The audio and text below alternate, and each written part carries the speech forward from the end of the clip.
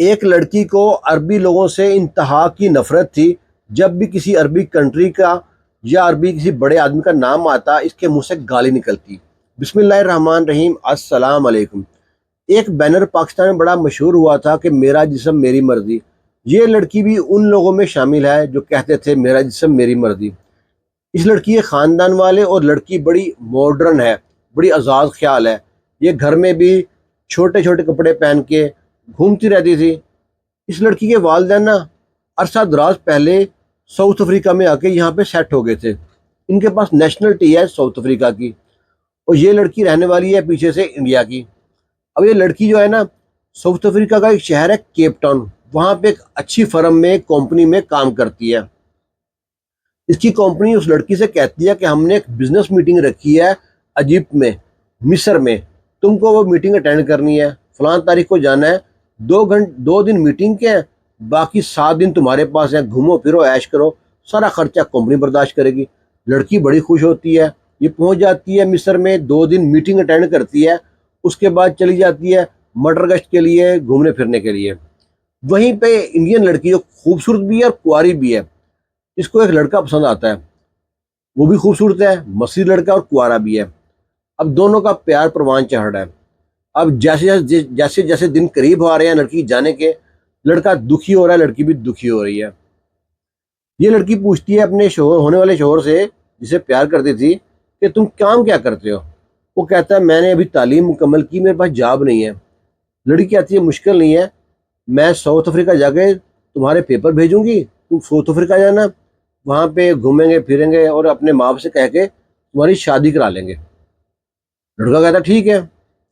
لڑکا کہتا میرے پاس تو ایک پھوٹی کوڑی نہیں ہے خرچہ کرنے کے لیے۔ لڑکی کہتی ہے پیسے کی فکر تم مت کرو، سارا خرچہ میں کروں گی۔ لڑکا بڑا خوش ہوتا ہے۔ لڑکی آتی ہے، اپنے ماں باپ کو بتاتی ہے کہ مجھ کو لڑکا پسند آیا، میں اسے شادی کرنا چاہتی ہوں۔ ماں باپ بہت خوش تھے۔ کون ہے لڑکا؟ وہ کہتی ہے عربی ہے، مصر کا رہنے والا ہے، ایجپشن کا۔ ماں باپ سے ناراض ہوتے ہیں، بیٹا کیوں اپنے پاؤں پہ کلہاڑی مار رہی ہو؟ ہمارا کلچر مختلف، ان کا کلچر مختلف، پہناوا مختلف، کھانے مختلف، انڈیا پاکستان ہو تو اور بات ہے۔ لڑکی کہتی ہے مجھے نہیں پتا، میں شادی کروں گی تو اس سے کروں گی، کیونکہ لڑکی کماتی تھی۔ لڑکی اسی بات پہ اتراتی تھی کہ میں کماتی ہوں، میرا جسم میری مرضی، میں کیوں آپ کی بات مانوں، میں نے بس بتانا تھا بتا دیا۔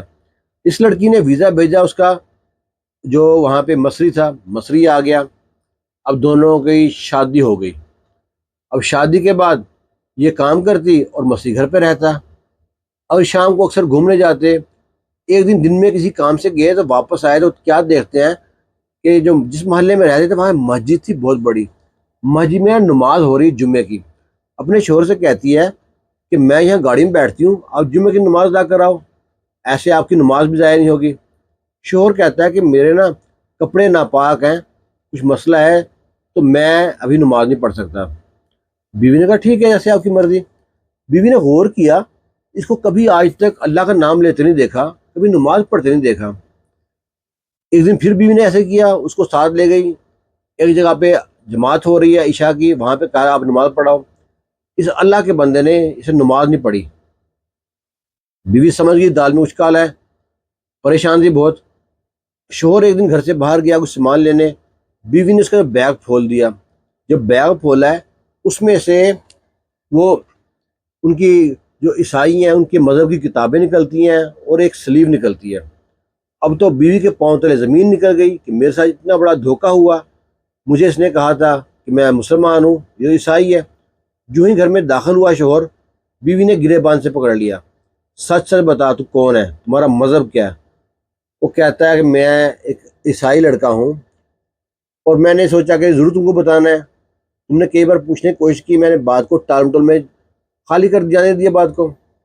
اب لڑکی اتنی پریشان کہ میں نے اتنے دن ایک غیر مسلم ساتھ ہم بستری کی ہے، اپنے آپ پہ اس کو دکھ ہو کہ میں نے بہت غلط کام کیا ہے۔ اب اس نے کورٹ میں درخواست دی کہ میرے شوہر نے میرے ساتھ فراڈ کیا ہے، اس نے مجھے بتایا نہیں ہے کہ وہ غیر مسلم ہے، لہٰذا کو اریسٹ کیا جائے۔ پولیس آتی ہے، اس کے شوہر کو اریسٹ کر لے جاتی ہے، پولیس اس کو جا بھیج دیتی ہے جیل میں، اور کچھ دن بعد کو ڈپورٹ کر دیتے ہیں اور بھیج دیتے ہیں انڈیا میں۔ اب کہانی سنانے کا اور بتانے کا مقصد صرف یہ ہے کہ جو عورتیں بڑوں کی بات نہیں مانتی، جن کو جو کہتی ہیں میرا جسم میری مرضی، ان کے ساتھ پھر اس طرح کے معاملات ہوتے ہیں۔ اللہ نہ کرے کسی کے ساتھ ایسے معاملے ہوں اور وہ بیوی نے اس سے کیس کرا کے اس سے خلا بھی لیا اور اس کے بعد اس کو یہاں سے ملک بدر بھی کرا دیا۔ یہ سچا واقعہ ہے۔ امید کرتے ہیں آپ کو اچھا لگا ہوگا۔ اگر اچھا لگا ہے نا، کمنٹ باکس میں اپنی رائے ضرور دیجیے گا۔ خوش رہیں، شاد رہیں، آباد رہیں۔ اللہ حافظ۔